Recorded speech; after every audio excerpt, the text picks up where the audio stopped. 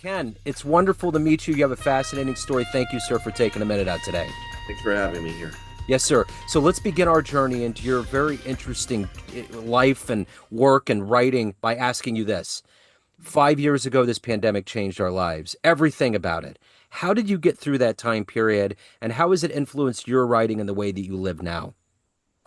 Well, it's very interesting because I was uh, uh, like an administrator over in Kuwait at Camp Arifjan. I was a lieutenant colonel in the Army. I was in the Army Reserves, but I was one of these reservists who jumped on one tour after another.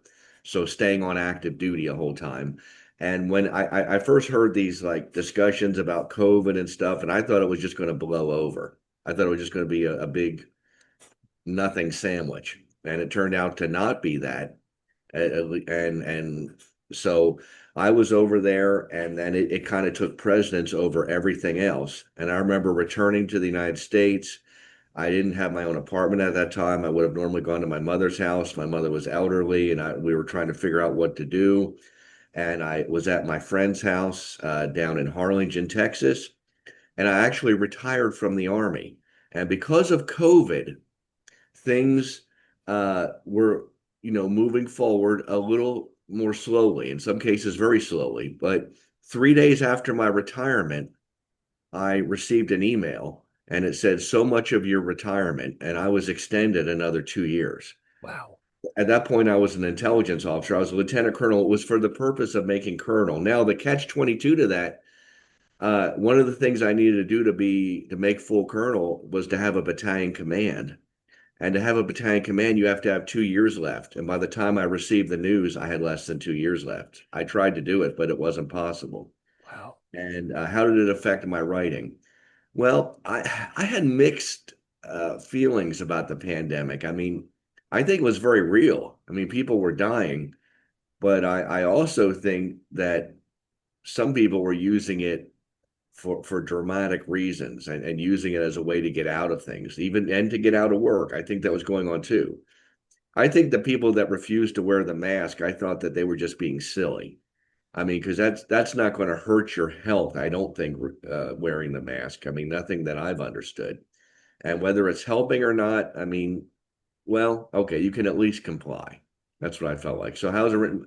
I don't know how much it really influenced my writing. This novel, this is the first one I've written, and it's a fiction novel, and I've only written nonfiction in the past. And my longest writing was my master's thesis, and it wound up being only 53 pages. This novel started out being like 72, 73,000 words.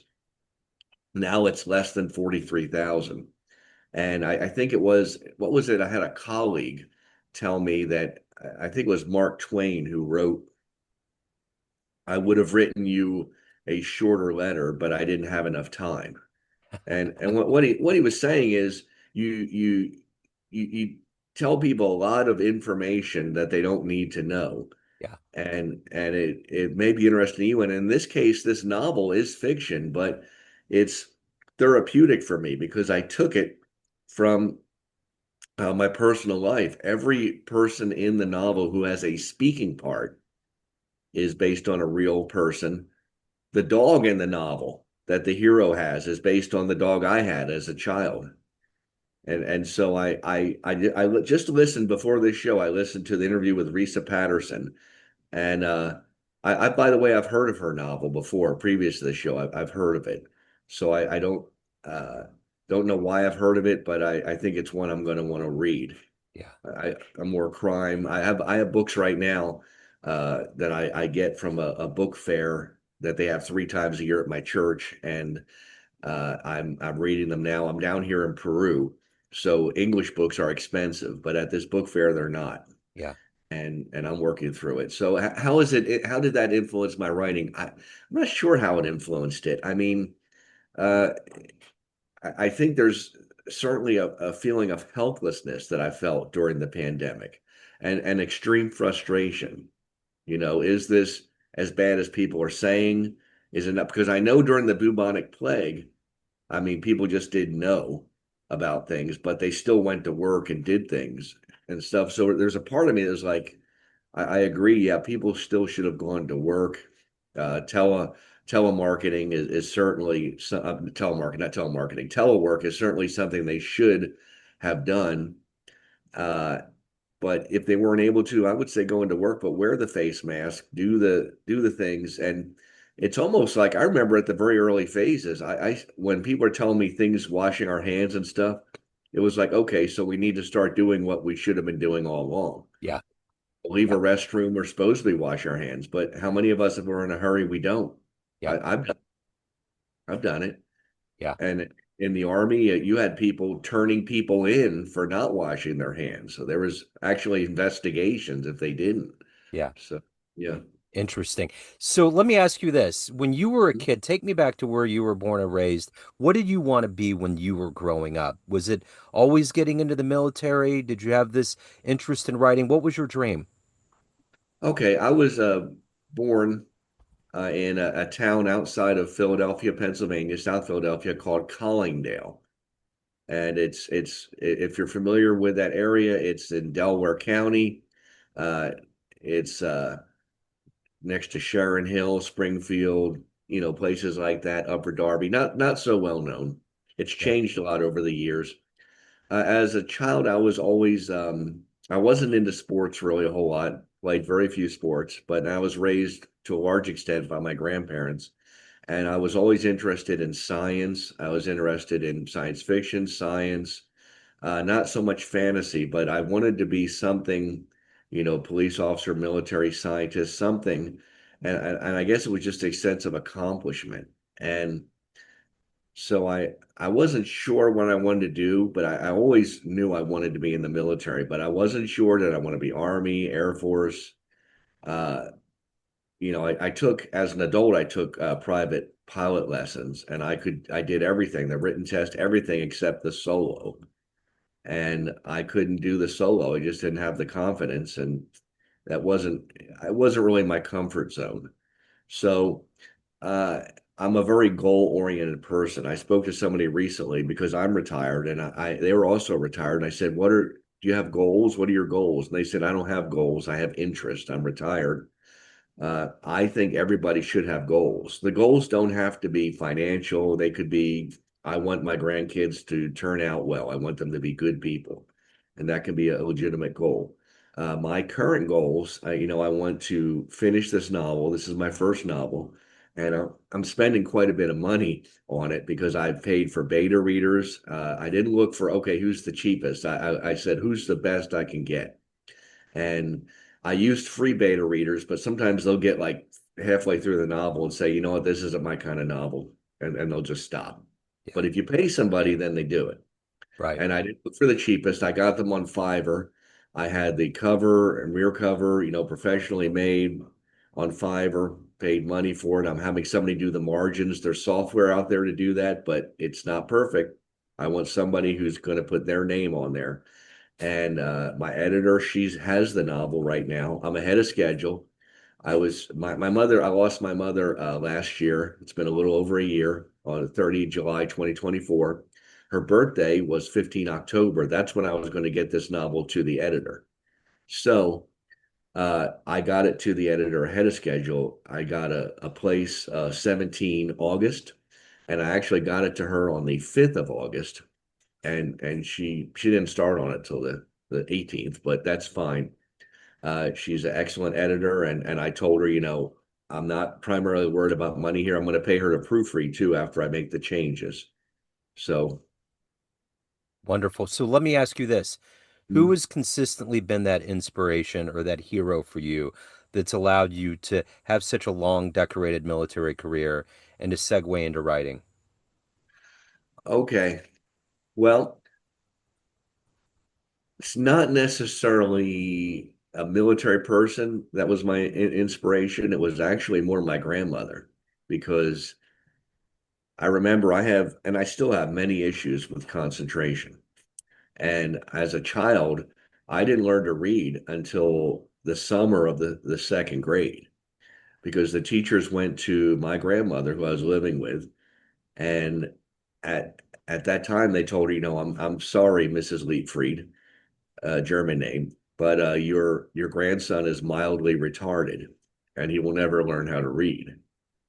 So not only did I go to summer school, but she bought numerous small, easy books. And she would sit in the couch after I did my homework and she checked it. And she slowly taught me how to read during the course of that summer. So I returned in the third grade, just months later, reading at a fifth grade level. So the problem wasn't my intelligence, it was my concentration.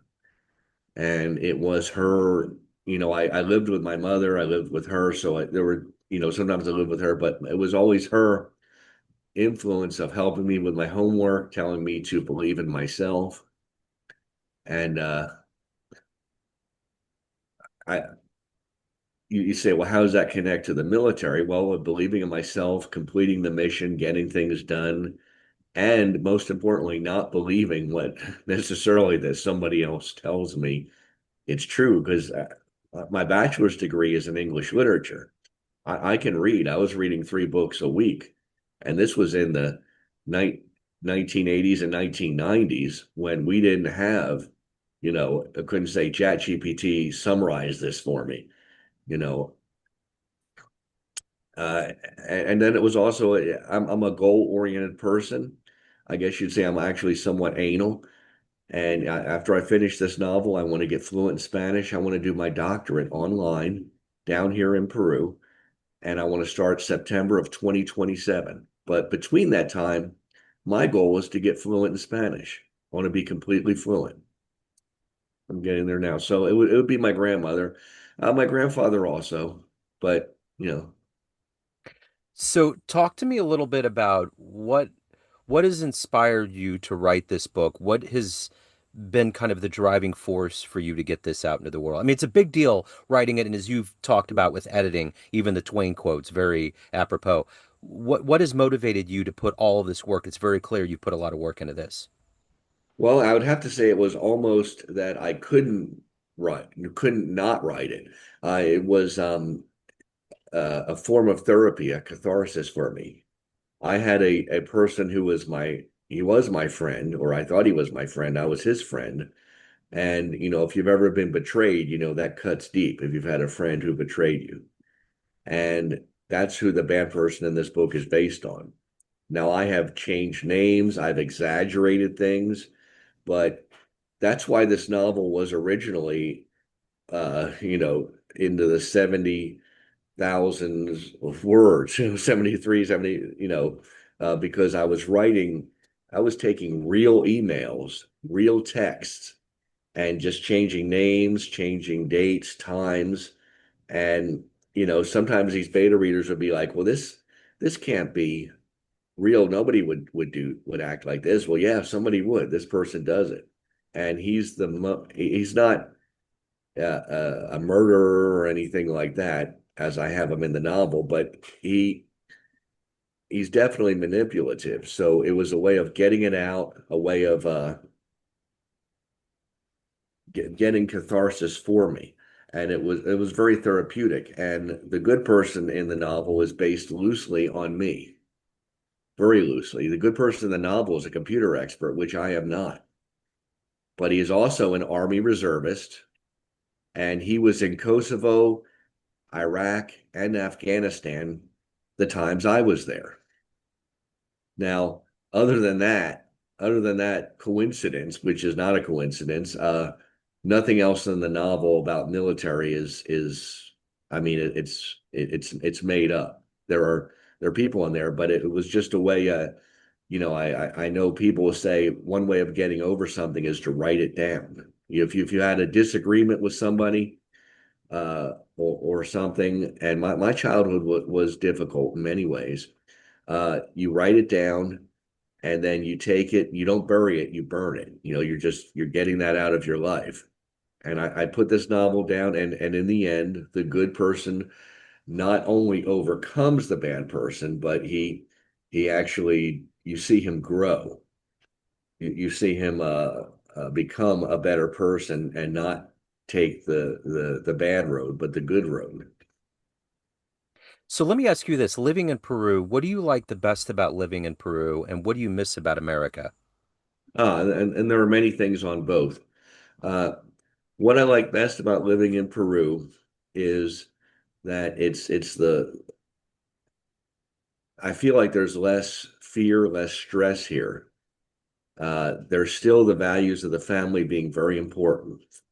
I still feel it's more important to be nice to somebody, and they care more. My feeling is they care more about how they're treated than how much money you have, what status you have, and of course the cost of living. I'm living in an area that's like living in California and living at about one third the cost of what it costs to live in Dallas, Fort Worth, Texas.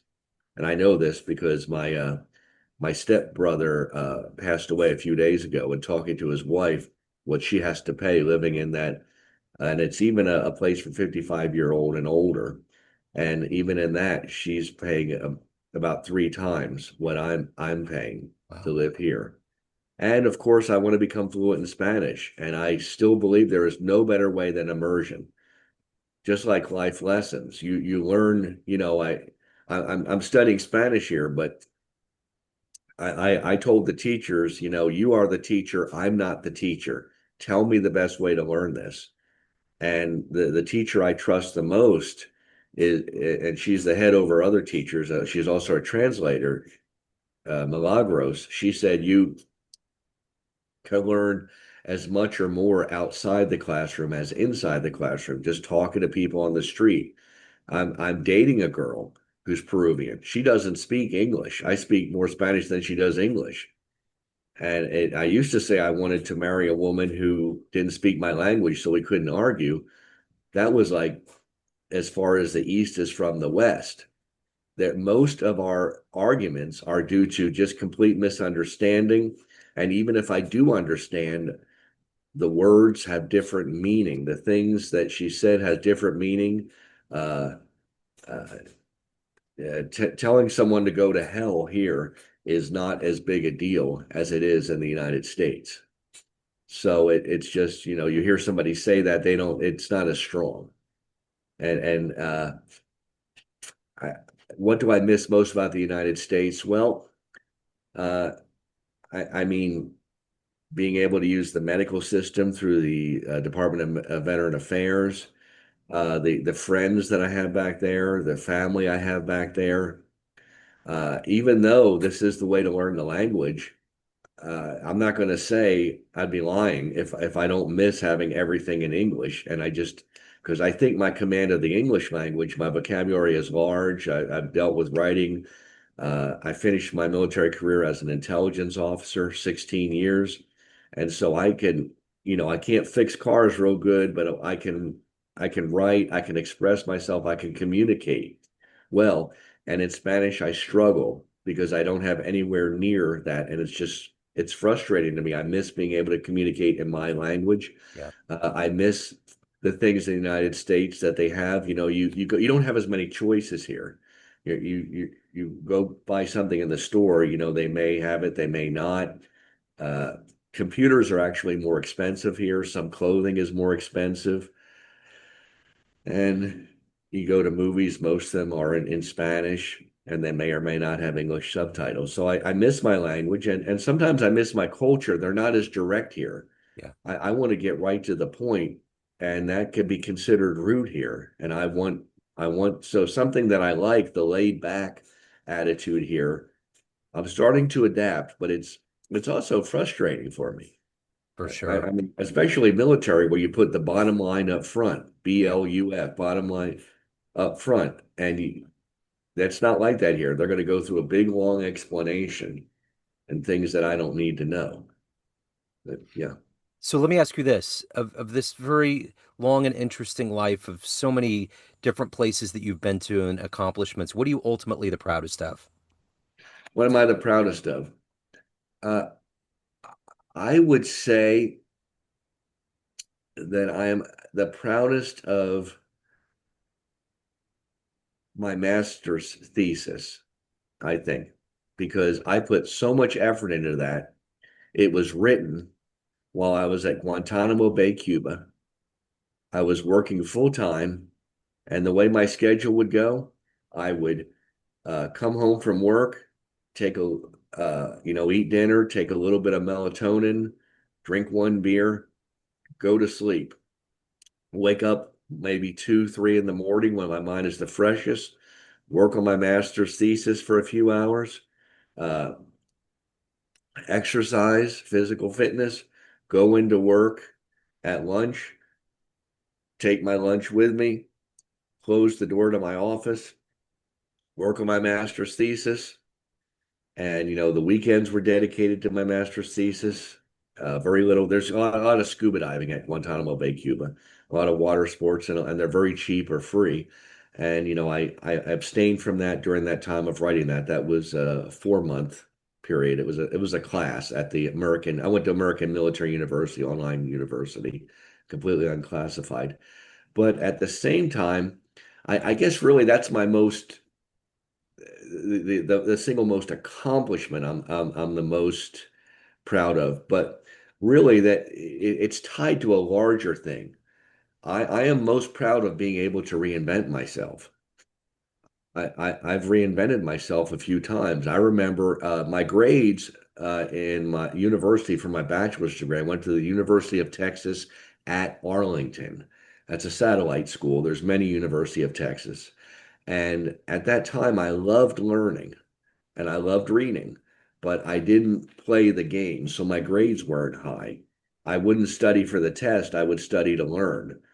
And so I remember I was, my grades weren't high enough to go pursue a master's. I did take some master's classes after my bachelor's degree, but that didn't work out.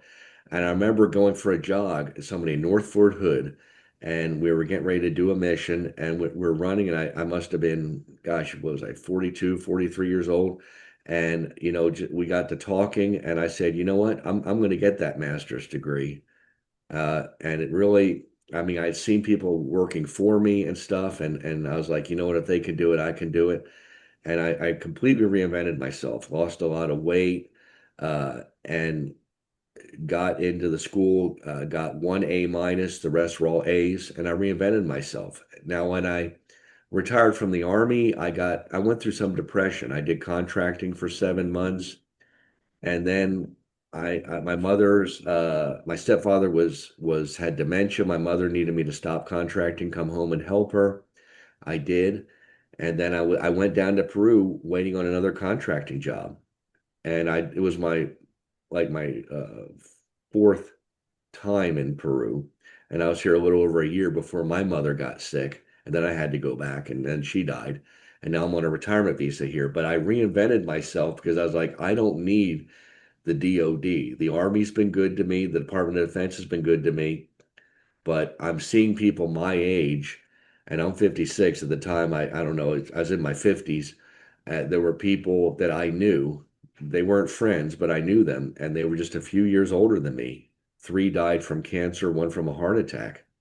And then I myself recently, I had a mole cut out that they suspect might have been cancerous, but it was caught early. And so, like, no, I'm going to live my life. I'm going to achieve my goals. I want to get that doctorate. I want to write the book. I want to get fluent in Spanish.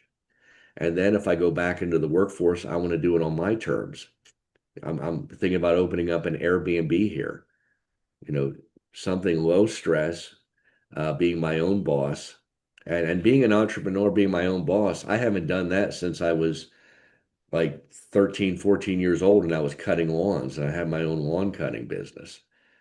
But that in itself was, I was my own boss. Uh, and now I'm getting back to that. I've often told people, when you know, in most families in the United States, we're born, we have, as children, we have everything given to us. We don't have too many worries. We just have a environment we're in, and then as we gain more independence, we're actually trying to get back to that, like the carefree lifestyle. We're trying to get back to, retirement where we have enough money coming in for our pension and we can do what we want. And I feel like I'm there now. So I'm proud of reinventing myself. I'm proud of how I saved. I saved my money. I didn't spend money like other people that were on these army tours like I was. I was careful. I found a good financial investor and I threw money into that and saved. So if anybody wants to pick up a copy of the book, they want to reach out, they have questions, any of the good business in your world, where do they go? Where's the best place? Okay, the best place is I have a website that was I paid somebody to design for me, and it is Ken Webb, my name, with two B's, KenWebb 69.com.